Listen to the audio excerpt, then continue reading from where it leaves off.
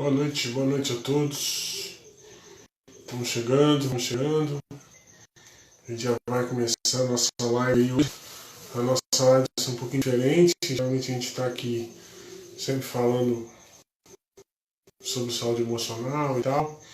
E a gente hoje vai falar sobre, direcionado para seminaristas, né? Bacharéis, vocacionados. Já está aqui o pastor aqui para entrar, a gente vai colocar ele aqui. É importante demais que você esteja junto com a gente tratando, já que é um assunto bastante pertinente nesse tempo, falar sobre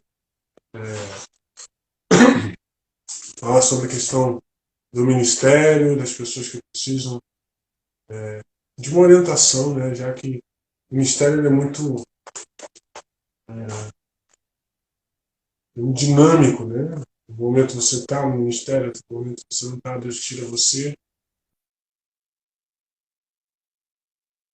para frente. Eu já ouvi pastores dizendo, olha, eu estava no ministério, Deus me tirou, eu não ouvi uma mensagem há pouco tempo, que Deus tinha tirado um pastor do ministério para levar para sempre a faculdade, ser reitor de faculdade, né? Tá participando desse processo de reitoria. E é muito legal quando você vê homens de Deus nessas posições. Hoje nós temos, no alto escalão do governo federal, nós temos 2 pastores, né? Não pastores batistas, mas pastores, ministros do evangelho. Então,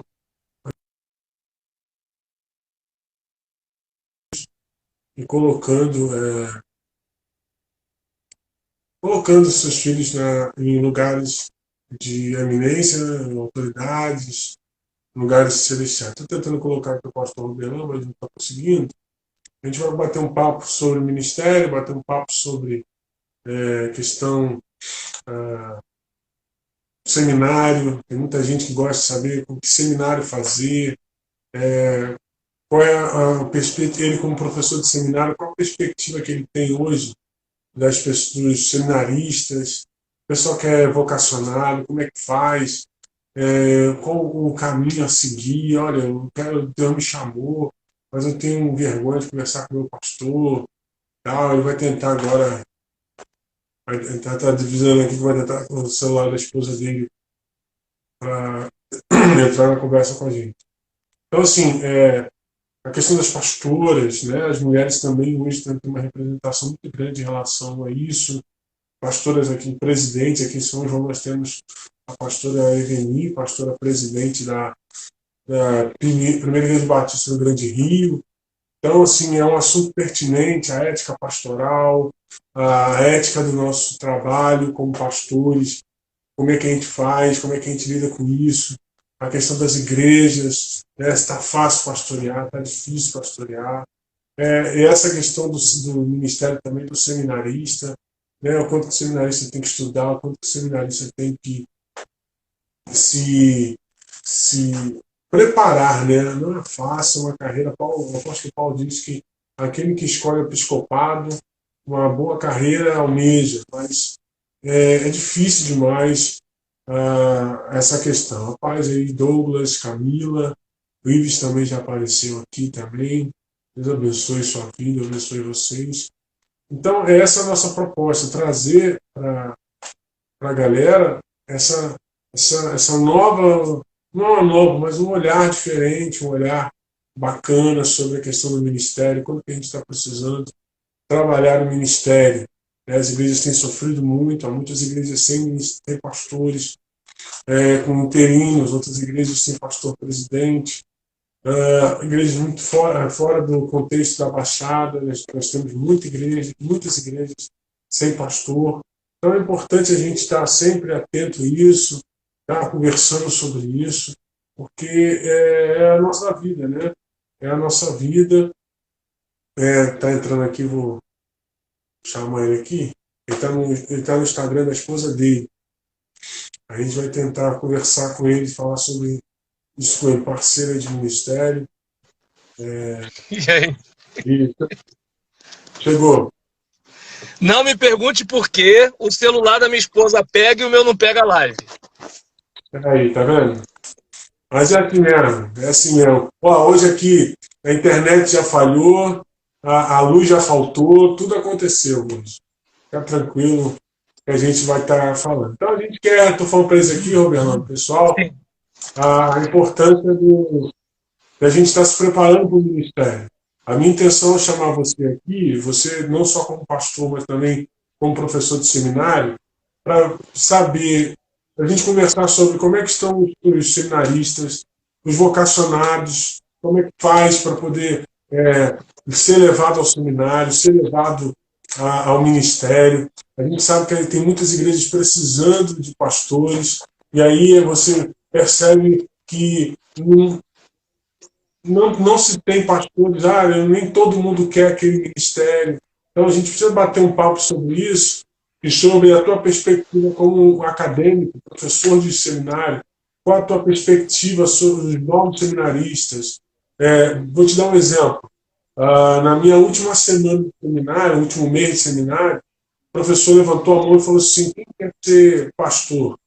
A maioria da turma, ninguém levantou a mão, né? Só eu e mais uns 2 ou 3 levantaram a mão, mas ninguém quis. E mais, vou mais além. Teve gente que nem sabia assim, poxa, até agora eu não sei porque que Deus me colocou no seminário. Então, assim, tem gente nesse nível dentro das nossas universidades eclesiásticas, vamos dizer assim. E Sim. crescimento também dos cursos à distância e tal. Eu queria saber de você como é que foi essa para você a questão do chamado, como é que foi para você a questão do seminário, assim, como você começou, como é que foi, o dia que você falou assim, ó, Deus me chamou para esse negócio de ser pastor e é para isso que eu vou, é para isso que eu nasci. Bem, em relação à questão da experiência, eu preciso colocar o fone ou tá dando para me escutar? Tá bom, tá Tá ótimo. escutando um pagode aqui atrás ou não? Tá limpo? Não, tá ótimo, tá ótimo. Ah, então tá bom. Aí, se você balançar a cabeça, eu já vou achar que tá escutando, mas vamos lá. Meu irmão, o que acontece? Em relação à minha experiência, eu passei por algo, né, que antes até mesmo do apelo, né, porque eu sou de um tempo que a gente tinha culto e havia apelo para vocacionados, era mais ou menos assim. E antes disso acontecer, já brotava uma confirmação na igreja, mesmo sem eu ir para seminário, sem nada disso. Então, por exemplo, situações em que tinha retiro de juventude e o seminarista não ia. Quem é que era chamado? Era o Roberlan. Eu, por exemplo, o meu pastor ele não era muito de liberar o púlpito para as pessoas pregarem, né? Então, muito menos eu, que a época eu devia estar mais ou menos com 21 ou 22 anos, e às vezes, assim, dia de sábado, quando a zeladora estava limpando a igreja, aí eu subia, ficava lá em pé no púlpito, olhando para a congregação, como assim, um dia ainda vou pregar aqui. Então, e quando alguém pregava, vez por outra aparecia uma pessoa e batia no meu ombro e falava assim: pô, você tinha que estar lá, rapaz. E assim, era uma experiência muito legal, era uma experiência muito legal, porque assim, eu queria, mas ao mesmo tempo eu percebia que não era uma coisa que estava só restrita a um desejo meu, mas algo que estava acontecendo em mim e que estava acontecendo com a igreja também. Só que eu estava com 22 anos de casado, ou 22 anos de idade, e há 1 ano já do meu casamento. E nesse período, apareceu uma oportunidade para eu estudar no Seminário Teológico Boas Novas. Estava começando Agora, recentemente, era a faculdade de teologia ali na Pavuna, mas à época era só 2 anos e eu aceitei a oportunidade, só que o pastor deixou claro para mim que não seria o suficiente para a minha formação. E aí apareceu uma oportunidade para eu dirigir uma congregação na favela do Dique, e aquele caso, né? Questão de você receber título, de você receber ordenação, se você vai ter um canudo com peso e tudo tal, não era a minha preocupação. Né? Então, o que eu queria muito era a oportunidade, né, de fazer aquilo que eu entendia que eu era chamado. Acabou que eu contei um pouco da minha história e não contei o dia, né, do apelo. Eu não sei o dia certo, mas eu lembro que foi no culto de missões nacionais, o pastor fez o apelo, e eu, assim, hoje, eu peço que Deus me perdoe, né? Mas às vezes quando eu lembro daquele Robelã, eu fico rindo, né? Porque, assim, aquele coração romântico, né? Eu indo à frente chorando, me vendo com um monte de gente transformada, sabe? Assim, com toda uma idealização, né? Uma coisa mais ou menos assim. E aí eu lembro que eu fui à frente com o coração cheio de ardor, né? Aquela coisa todinha e tudo tal. E eu lembro que eu ainda estava noivo e cheguei para a Gisélia como se fosse ontem, no corredor da igreja. Falei, Gisélia, eu preciso falar uma coisa para você. E aí ela pode falar. Eu falei, olha, Deus me chamou para o ministério. Você ainda assim vai casar comigo mesmo? Claro que eu estava torcendo para ela dizer sim, né? Mas assim, mas assim, eu falei disposto, porque assim, como é que eu posso dizer? É claro que eu até estava brincando, né, com ela outro dia, dizendo que a gente já passou pela alegria e pela tristeza, pela saúde, pela doença, né, pela pobreza também. Agora só falta a riqueza, né? Eu acho que está chegando a hora, né, do meu primeiro milhão. Mas assim, eu tinha a sensação de que do jeito que eu sou, do jeito que eu prego e as oportunidades que aparecem, que algumas pessoas rejeitam, então assim, eu já tinha uma certa sensação de que o dinheiro não seria o meu forte, né? Até porque eu não fui aquele cara que teve uma boa formação acadêmica ou profissional na juventude, e o tempo que era para poder fazer alguma coisa, eu peguei para ir para estudar teologia. Então, assim, eu sabia que para dar um bom suporte para ela, eu não teria condição.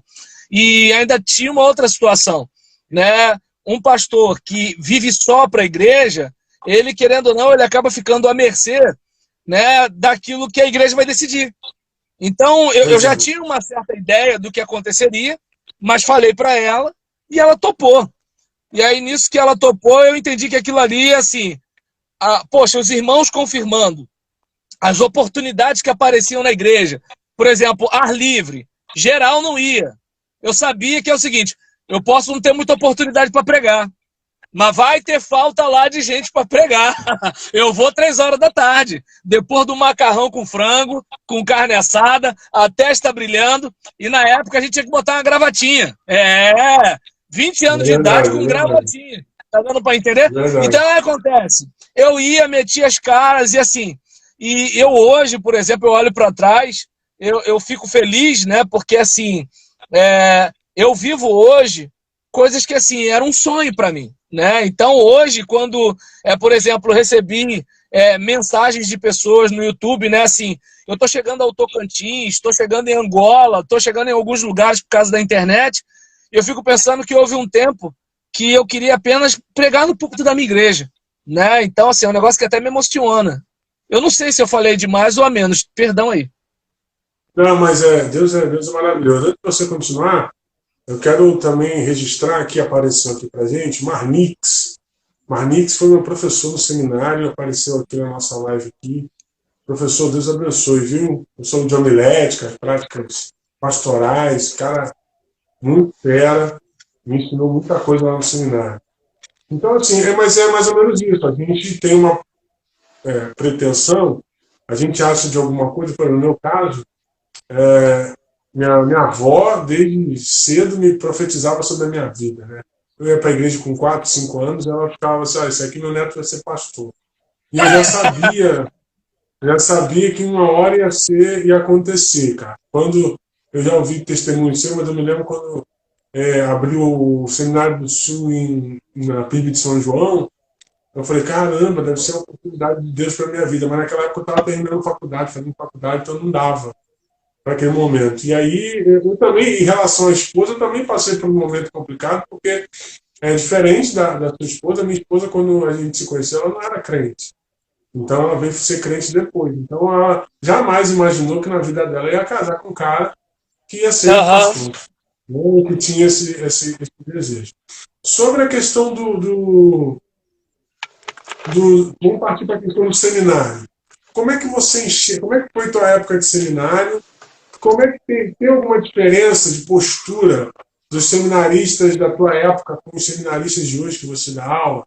Eles têm perspectiva, os de lá tinham perspectiva, hoje não tem, ou ao contrário. Como é que você enxerga hoje a questão dos seminaristas? Olha, pelo menos assim, a... no meu tempo de seminário, seminário era uma coisa cara, e hoje eu olho, por exemplo, a gente vê algumas situações hoje que o preço, comparado com o ano de 2001, assim, é muito mais em conta. Independentemente do seminário, se é daquele seminário top ou aquele seminário pequeno, ainda assim, se você comparar com o ano de 2000, 2001, né, o curso é mais barato. Eu não sei se é porque a procura não é a mesma. Embora aqui no Rio de Janeiro, né, a gente praticamente quase que é uma fábrica de pastor, né? Então, às vezes eu converso com gente de outro estado e eu fico impressionado, porque quando eles falam de carência de obreiro, eu fico assim, caramba, eu não entendo, porque no nosso contexto aqui, às vezes tem 5, 6 pastores membros de uma mesma igreja, né? Então, a gente, apesar de ter um grande número de pastores ordenados, mas eu não vejo hoje aquele. Como é que eu posso dizer? Eu quero ter cuidado para não parecer que eu estou sendo saudosista, né? Mas, assim, antes era uma coisa mais puxada, não havia tantos seminários próximos da Baixada Fluminense. Então, Sim. por exemplo, era muito comum seminário ou da Tijuca ou Betel. Então, geralmente era por aí, só para ter uma ideia. E o de Caxias. E havia uma situação que, por exemplo, quando um seminarista ia pregar, o pastor chegava e perguntava, né, pela casa Você onde a gente estudou onde? estudava. E aí Você nisso. estudou onde? Oi? Você estudou onde? Eu fiz primeiro no Boas Novas, Não, a mas pergunta, aí. a pergunta, eu estou falando a Ah, pergunta que os pastores faziam. Você isso, estudou exatamente. onde? Você veio de onde? Isso. E aí, por exemplo, eu percebi a diferença. Quando eu falava que eu tinha estudado no Boas Novas, temos aqui o seminarista Roberlan Julião. É, ele é seminarista e vai trazer uma palavra.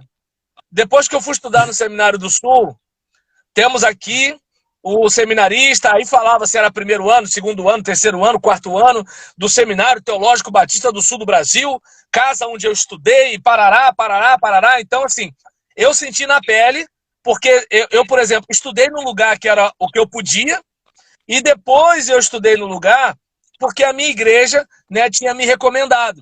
Não aquela lá atrás, mas é a igreja onde eu estava dirigindo a congregação na favela do Dique. Né? E aí, Sim. por exemplo, eu percebi, é estranho, né? Porque é uma questão sociológica, não é uma questão teológica. Então você percebe que, assim, aquele aspecto de fulano é de tal lugar, Beltrano é de tal lugar. E eu lembro que uma frase que era muito comum eu escutar no Boas Novas, quando a autoestima da gente era meio derrubada, em que os professores falavam: quem faz o seminário é o seminarista. Até porque, por exemplo, um cara comprometido e dedicado nos seus estudos, apesar dele estudar num seminário visto como um seminário modesto, se ele for comprometido e o outro, que tem o canudo do seminário top, não for, pelo contrário, o cara ainda passa vergonha. Por quê? Porque espera-se dele um nível que ele não tem. Porque diploma é Exato. diploma. Você é você, né? E aí, nesse caso, Exato. na minha experiência, né? Então, era uma coisa mais difícil.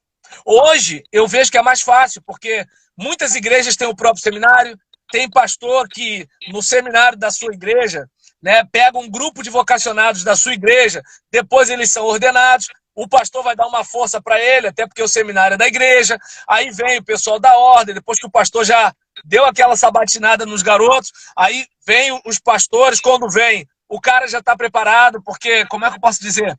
A gente tem uma dificuldade em relação ao estudo de teologia, porque às vezes a gente é preparado para pesquisar teologia, quando, na hora do concílio, é uma manualística só.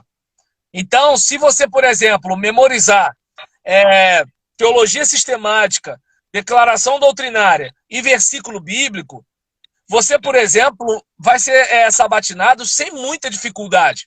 Se você é um cara vivido de igreja, tem uma certa noção de eclesiologia batista, beleza, a coisa foi, né? E se você tem testemunho de crente para contar, né? Porque se não passar na conversão Também. em chamada, tá lascado, né? Aí, nesse caso, por Exato. exemplo, a gente verifica hoje, né, que assim, a demanda, né, de pastores, pelo menos aqui no Rio de Janeiro, é menor do que a quantidade de pastores, pelo menos impressão minha, mas em contrapartida, o fato de ser um pouco mais fácil, então é muito comum às vezes o seminarista, mas não deu tempo, eu tô com problema, eu tô não sei o que, não sei o que lá. E eu lembro que no meu tempo de seminarista, quando a gente vinha com essa conversa, o professor mandava a gente trancar a matrícula. Então tranca, ué. Estuda comigo no outro semestre, estuda comigo depois. Mas agora desse jeito não dá. Eu lembro de um professor, Alexandre Castro. Ele era de introdução à psicologia. Toda semana ele passava um livro. Então, eu lembro que uma vez ele passou um livro de Eric Fromm, Do Medo à Liberdade. O livro, cara, é um troço desse tamanho e ele falou pra gente ler durante uma semana. Aí o pessoal foi chorar com ele, pra quê? Entendeu? Então, assim, era uma coisa mais ou menos desse jeito. E hoje, devido à demanda, se você for muito duro com o aluno, alguém vai te chamar para conversar, porque senão vai estar desmotivando, o cara vai desanimar e tudo, tal. E assim, eu fico preocupado. Porque assim, a igreja, desculpa dizer isso, Felipe, mas a igreja não vai dar mole. Se ele, por exemplo, for Não, mole, ele tá ferrado. Entende? Então, o que acontece? não, mano. Não Se tem. ele... Eu contei isso para um aluno outro dia. Eu falei, e não vá contar para a igreja uma história triste. Porque em vez do pessoal ter compaixão de você, vai achar que, pô, você é mole. Isso é um Então, cara, banana. olha, parte para dentro, entendeu? Dá o seu jeito. E assim, eu vejo essa é a diferença, né? Eu vejo essa diferença.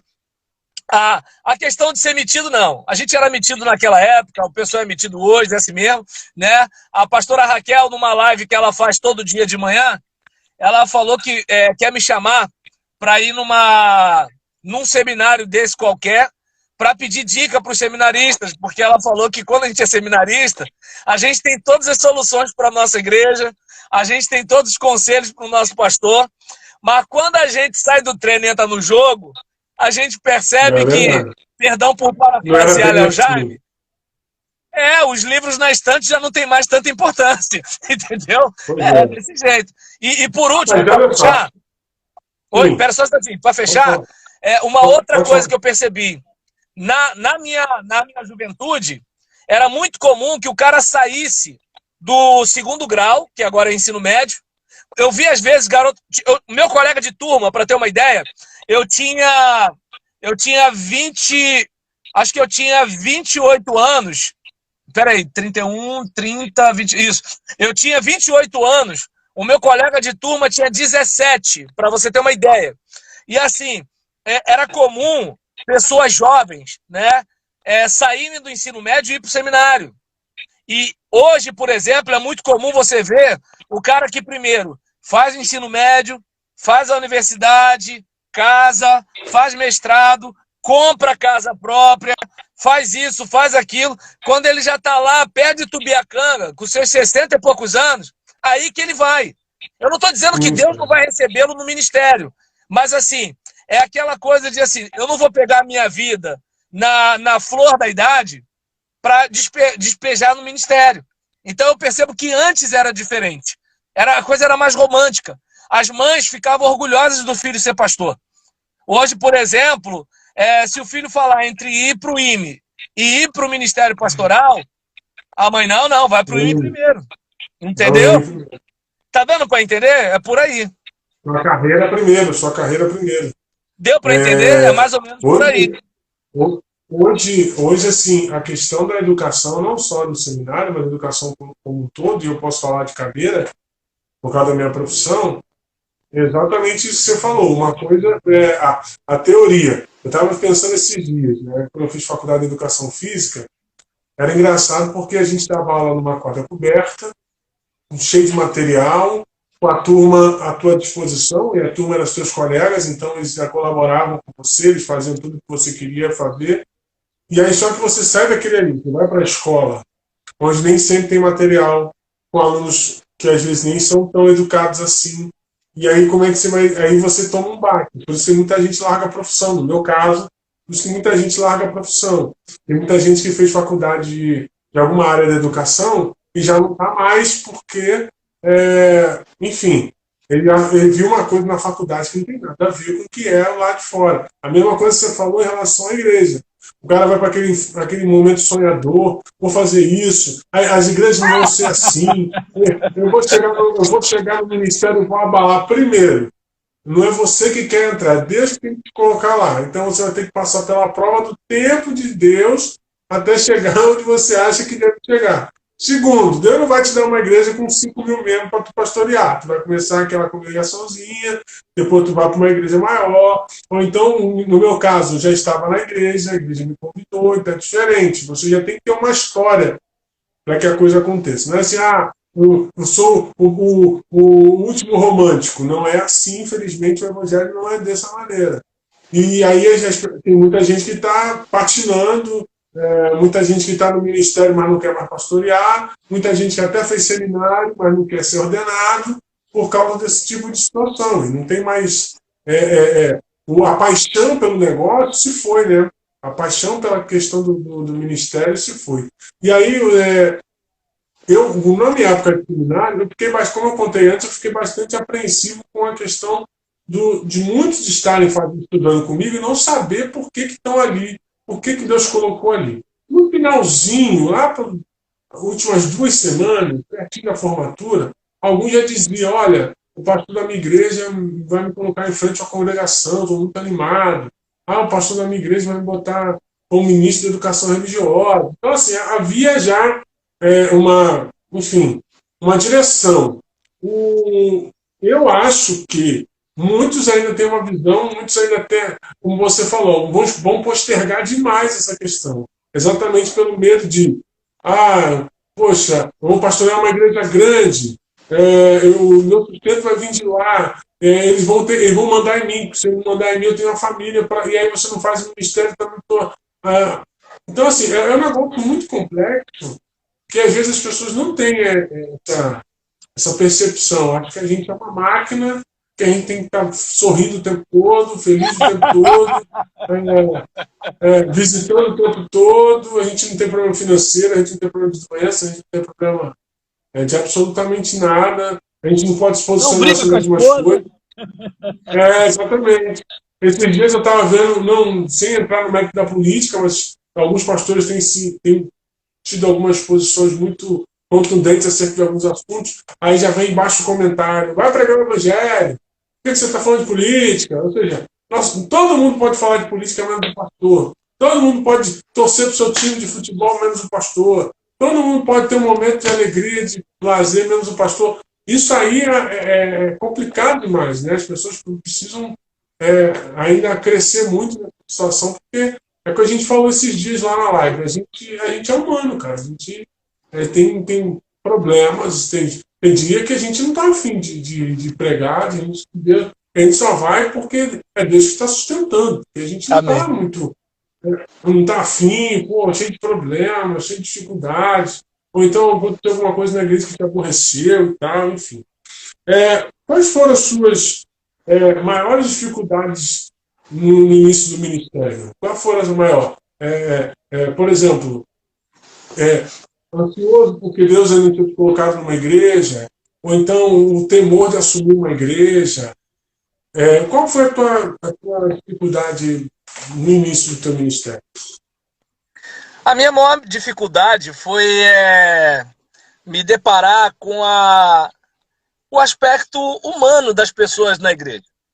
Porque, assim, como é que eu posso dizer? Assim, né, que eu fui ordenado, eu passei por um baque muito grande, né, porque o meu pastor, ele deixou o ministério, e aí ele pediu para eu ajudar a igreja numa transição de sucessão pastoral. E aí, nesse período, você, por exemplo, sabe muito bem o que é uma sucessão pastoral, só que eu não sabia, porque eu nunca passei pela experiência do pastor deixar a igreja e de a igreja ficar na transição, de ficar naquela coisa, é esse, não é aquele, não é o outro, assim, aquelas tretas que a gente sabe que acontece. E eu, por exemplo, tinha uma ideia de como a coisa aconteceria e eu ia ajudar a igreja a chegar a essa conclusão. E só para deixar bastante claro, eu não tinha, diante de Deus, eu não tinha pretensão de assumir. Exatamente, eu não tinha essa pretensão, falava isso para todo mundo, falava para a diretoria, embora havia algumas pessoas que estavam tentando, né? É uma outra questão da humanidade na igreja que eu não percebia, que assim, apesar de eu ter dito, havia aqueles que queriam me cativar para eu assumir a igreja, aquela coisa todinha. E aí, nesse caso todo, eu, por exemplo, peço até licença, né, para não expor e contar tudo que aconteceu, porque foi um negócio meio chato.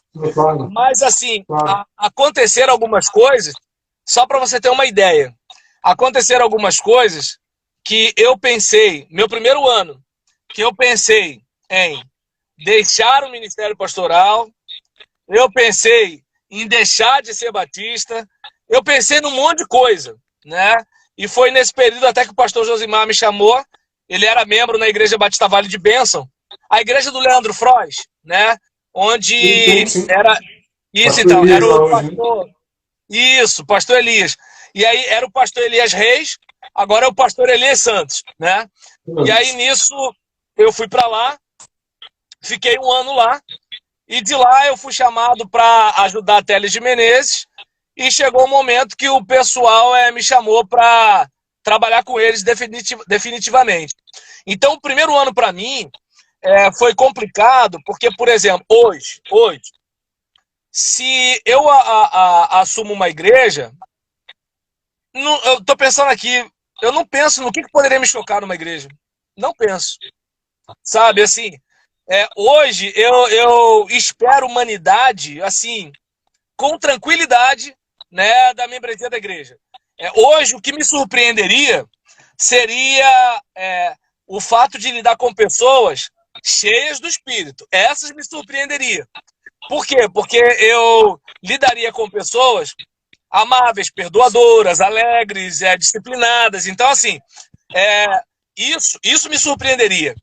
Mas agora, se tratando que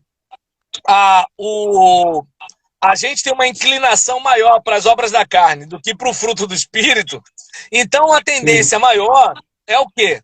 É você, como pastor, ficar pedalando na lama e tentar puxar o povo para voltar para a visão, para voltar para o ritmo, para não baixar a guarda. É como aquele corner, né, que está ali no canto do ringue. Ó, pera aí, rapaz, vai lá, cuidado. Ó, ele está descansando. Ou seja, o nosso trabalho é mais ou menos esse, né? Aí eu costumo até brincar, né, de que assim, a igreja perfeita não precisa de pastor. Então, mas antes eu tinha aquela ideia, né, de que assim, não, mas o irmão vai compreender, é como você acabou de falar. Por exemplo, qualquer pessoa com um pouquinho de maturidade perceberia o seguinte, espera aí, por que que eu posso escrever fora Temer e o meu pastor não pode? Entende? Por que que eu posso criticar a mala de dinheiro do Gedel e o meu pastor não pode? Né? Então, assim, por que que eu posso um dia estar chateado e não ficar rindo para ninguém no culto e o meu pastor não pode? Ou seja, a pessoa não consegue perceber que o pastor ele é um ser humano como ela, né? E alguns, infelizmente, ainda tem a parte que, assim, chega a me doer o coração quando eu penso que existe crente que pensa desse jeito. Ainda tem aqueles que, pelo fato do pastor ser remunerado, a pessoa acha que ele é um funcionário dela. E aí, nisso que ela acha que ele é um funcionário dela, é meio que ela dissesse assim, olha, ele pode falar essas palavras, mas não pode falar aquelas. Ele tem que botar roupa tal, mas não pode botar outra. Né? Ele tem que visitar todo mundo. Se ela pudesse escolher, é como se ela pudesse escolher aquilo que ela quer ouvir. Entende? Ele tem que visitar todo mundo, mas ele tem que ter tempo para jogar bola com o filho dele.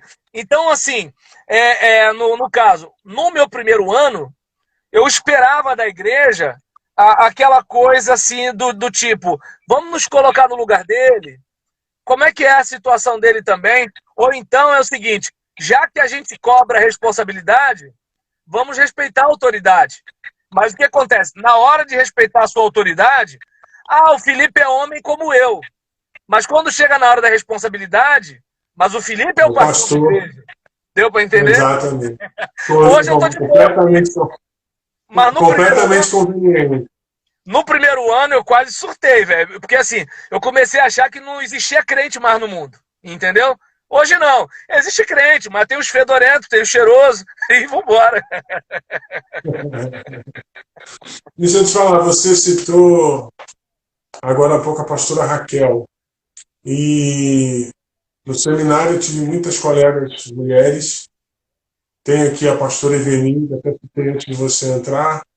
E você é um dos caras que eu vejo que mais defende o ministério pastoral feminino.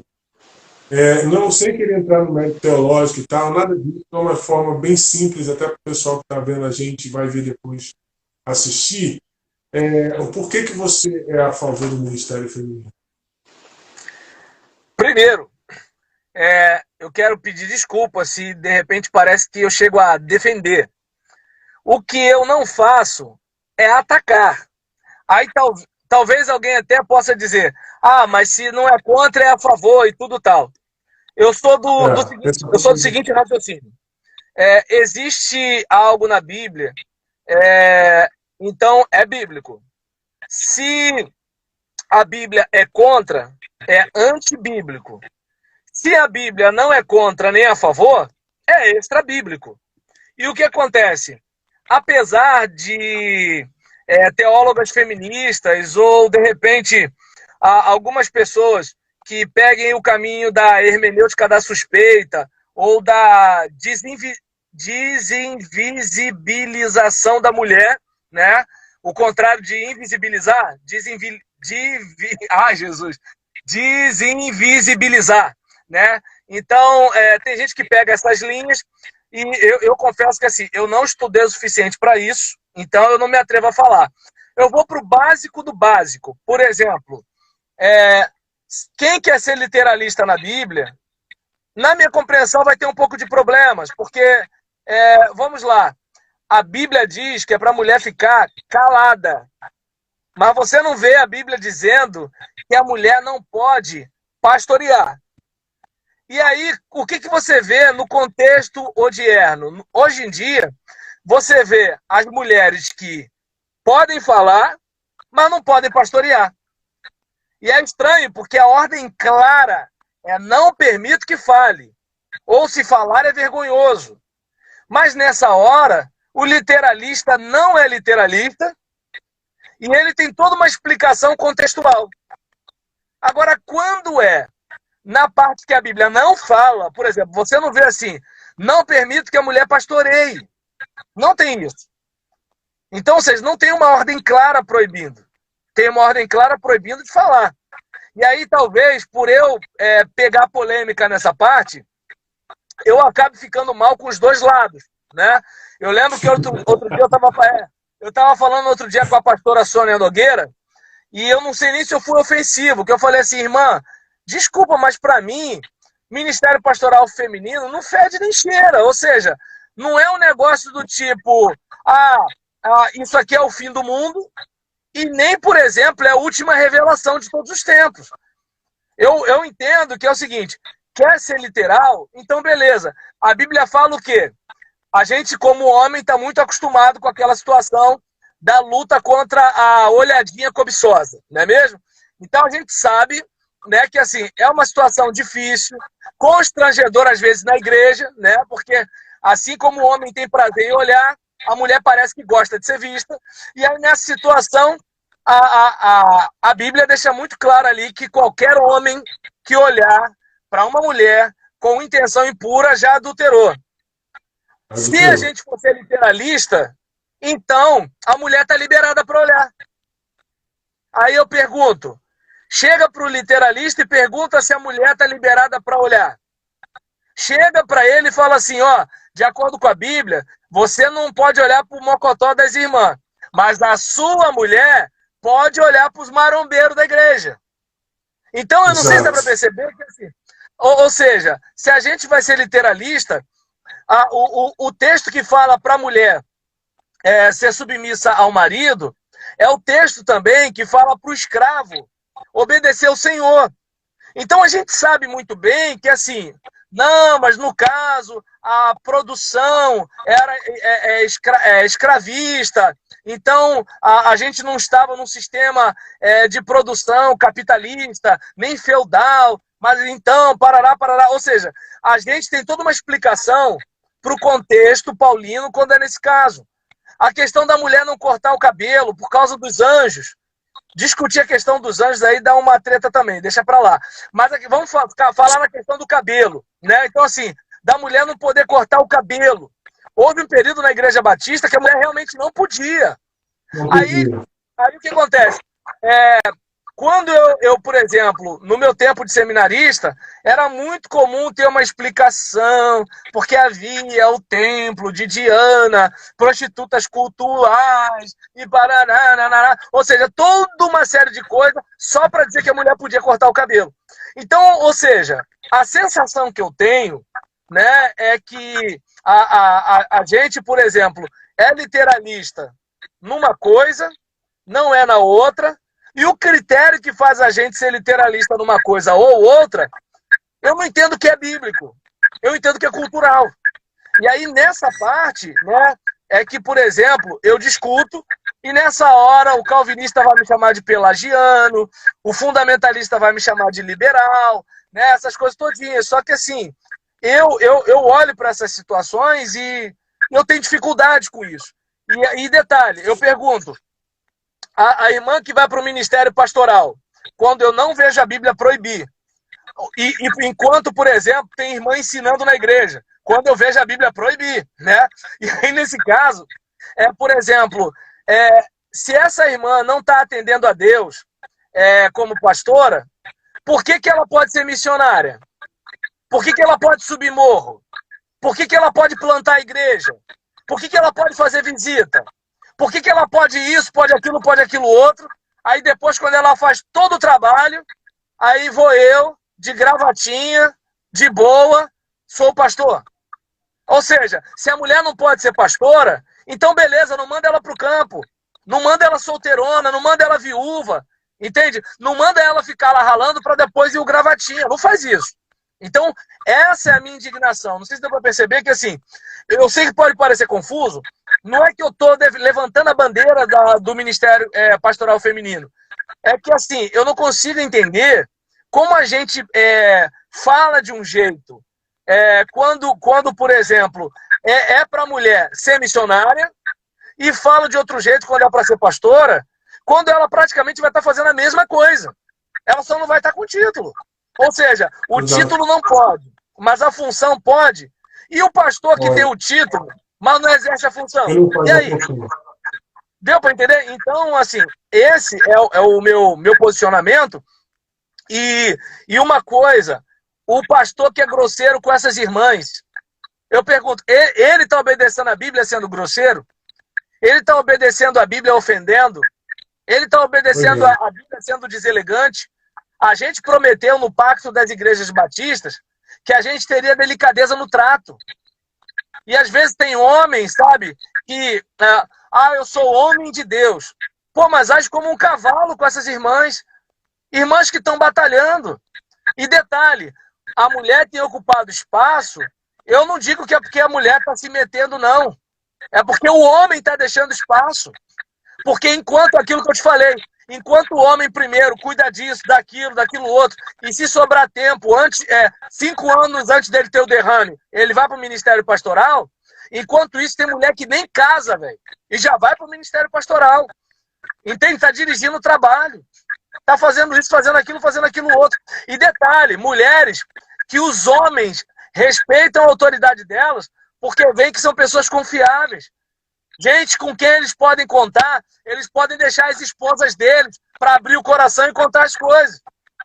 Então, ou seja, a gente tem o elemento masculino tem uma dívida muito grande com o elemento feminino nesse tempo, porque, como a gente falou outro dia lá na questão da maratona de casais, a questão de, por exemplo, o homem estar ausente fisicamente ou moralmente. Às vezes tem até homem na igreja, mas não chega junto. Agora, por exemplo, quer ver uma coisa interessante? O homem está trabalhando, pastor, eu não posso ajudar porque eu estou trabalhando. O homem está desempregado, eu não posso ajudar porque eu estou desempregado. O homem está estudando, eu não posso ajudar porque eu estou estudando. A mulher trabalhando fora, estudando, tomando conta de filho, tomando conta de pai, tomando conta de mãe, correndo para cá, correndo para lá, resolve situação na igreja. Então, se você observar bem, assim, há um tempo atrás não era assim, os homens chegavam junto. Hoje não chegam mais. Então, assim, é mais ou menos por aí, né? Mas, assim, eu não tenho dificuldade com o Ministério Pastoral Feminino. Mas eu não sei se eu pude me explicar, Felipe. Eu estou te entendendo. Eu entendo o que você está falando, eu tenho uma visão muito parecida. É o fato de que a gente... O que acontece? Eu parto do seguinte entendimento. Quando eu fui para o concílio, uma das primeiras perguntas do concílio era defina Deus. E aí, nesse defina Deus, eu falava aquele conceito de Deus, aí eu falei assim, não, você não pode definir Deus porque você é um ser finito e Deus é um Deus infinito. Da mesma forma, eu vejo em relação ao ministério feminino, onde eu não posso definir Deus nas questões que eu quero e também defino Deus nas questões daquilo que eu acho conveniente. Por exemplo, que autoridade eu tenho para dizer que Deus pode ou não chamar uma mulher para o ministério feminino? É ele que chama, o ministério é dele, não é meu. Assim como ele me chamou, ele pode chamar qualquer pessoa para o ministério. Pode chamar E eu não tenho que definir Deus nisso, limitar. Não, Deus está limitado. Deus só pode. Não, Deus só pode chamar sim.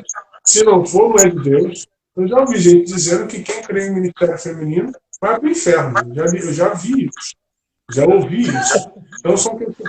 E para a gente terminar esse assunto, eu acho que isso é também uma seta de Satanás para que a gente desvie o olhar daquilo que realmente precisa ser olhado. Há muitas pessoas que estão morrendo sem Cristo e sem salvação. Nós estamos num momento complicado da sociedade. E a gente está discutindo essas coisas que não vai acrescentar absolutamente nada na nossa fé.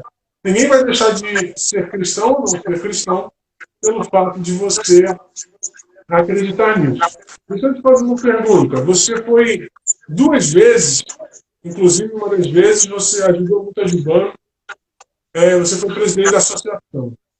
Você acredita no trabalho associacional? Você acredita ainda no trabalho... Eu não falo só associacional batista, mas, por exemplo, a CGADB, enfim, várias outras... A Igreja Batista Nacional com sua convenção. Você acredita ainda nesse trabalho? Você acha que ele está numa visão bacana nesse trabalho? E por que tem cada vez menos pessoas desse tipo de trabalho? Por exemplo, eu acredito em qualquer esforço conjunto, porque, embora eu não entenda de física, mas eu percebo que se nós dois estamos canalizando força para a mesma direção, nós estamos muito mais fortes do que se você está numa direção contrária. Porque por mais que você seja mais forte do que eu ofereço resistência. Então você vai gastar energia à toa e eu vou gastar energia à toa. E o que acontece? Eu entendo que o problema que a gente passa hoje é que uma das marcas da pós-modernidade é o individualismo. E nesse individualismo, o que acontece? A cooperação, ela sofre muito. Porque é aquele caso. Se você é de uma igreja que tem coisa de 1.000, 2.000, 3.000 membros, você é o rei e você não precisa de ninguém. Só que a questão toda não é se precisa ou não precisa. A questão é da unidade, é da comunhão. É de não sobrar de quem tem muito e de não faltar de quem tem pouco. Entende? Então o que acontece é que assim, eu só não acredito que assim a gente vai conseguir ter uma unidade forte, consolidada, sem esforço. Nisso eu não acredito.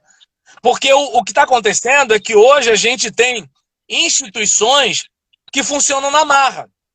É como aquele cargo na igreja que existe, não tem ninguém assumindo, mas se você for para uma assembleia para extinguir aquele cargo, vai aparecer um abençoado para ser contra a sua orientação.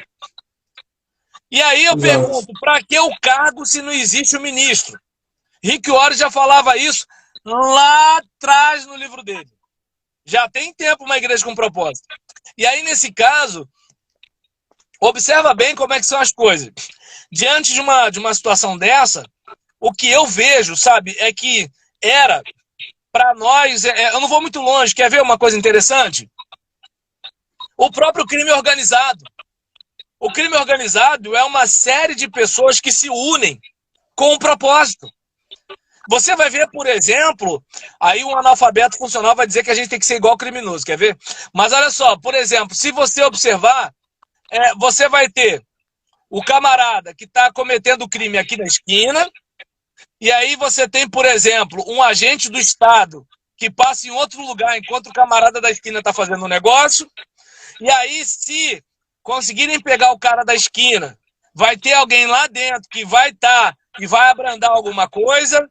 Se não tiver como e o cara tiver numa situação difícil de sair, tem um advogado top que fala com não sei quem, que conhece não sei quem, tem um juiz tal, desembargador tal e não sei o que lá, ministro não, porque os ministros são tudo certinho. Mas agora, o que acontece?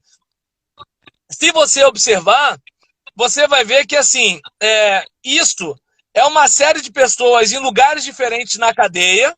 Cadeia que eu tô falando aqui é de comando, né?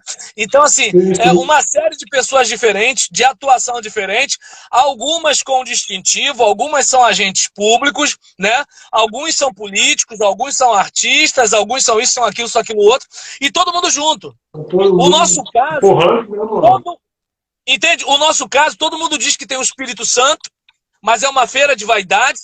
O nosso caso, por exemplo, todo mundo diz que adora a Deus, mas só quer cantar no domingo à noite. O nosso caso, né, por exemplo, imagina, tem uma igreja aqui, tem uma igreja ali a 50 metros. A nossa dificuldade de caminhar junto é tão grande que a gente vai e começa ali. Entende? Aí imagina se essas igrejas se unissem.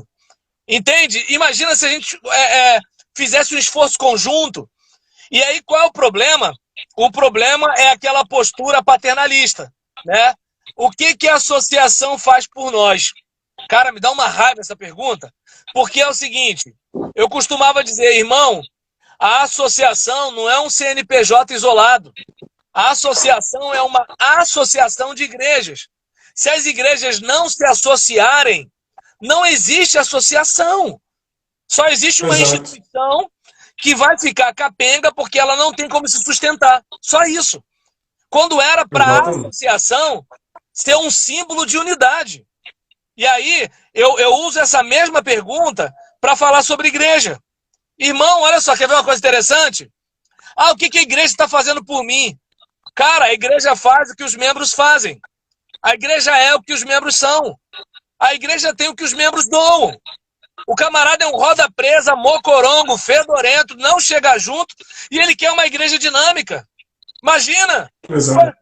Não tem como. Então, assim, eu acredito no trabalho denominacional, mas é como eu acredito na criação de filhos. Por exemplo, eu acredito no projeto, eu acredito na visão, mas eu não entendo que todos os projetos e todas as visões vão prosperar nesse tempo individualista, nesse tempo de pluralização, nesse tempo, né, de secularização. Deus só está no culto e olhe lá, né? Então, assim, nessa época que a gente está vivendo, eu vejo que, assim, sabe o que eu faço? Eu vou fazer de tudo para a minha igreja crescer. Quando a minha igreja crescer, eu fico independente de todo mundo. Ou então eu vou usar o meu capital, né? Já que eu sou um cara influente, eu vou usar o meu capital para dizer como as coisas têm que ser. Aí você que é da igrejinha, tu fica dormindo no canto da cama calado.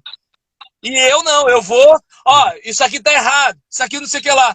E o que acontece? Aí o pessoal vai, abaixa a cabeça, respeita, porque é você. E aí quando é o outro, então esse tipo de mentalidade que não é cristã, é do mundo, é que é o desafio pra gente vencer. Esse é o desafio. É o tal do mundanismo que a gente falou, né? A gente estava conversando esses dias. Porque o que acontece? Porque o pessoal diz, né, que assim, o mundo entrou na igreja quando o camarada vai escutar a música do mundo, né?